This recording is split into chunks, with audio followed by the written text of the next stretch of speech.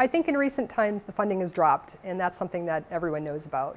As an educator, I'm concerned about the drop in educational funding because of the fact that teachers and schools are being asked to do more with less funding.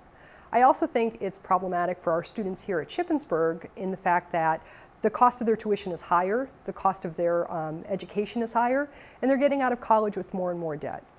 Yes, I think college students are very aware of the funding and the increase in tuition and the higher cost of education.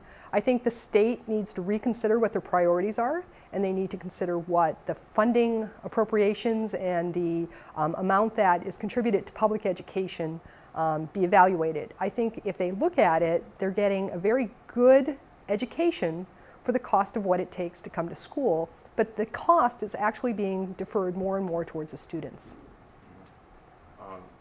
And so how is that, you kind of said it already, but how has that changed over the course of your career? Has like the priorities changed at all?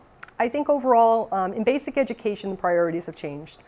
More and more of our school funding comes from the property taxes in our state, which is different than many states in the United States and surrounding states.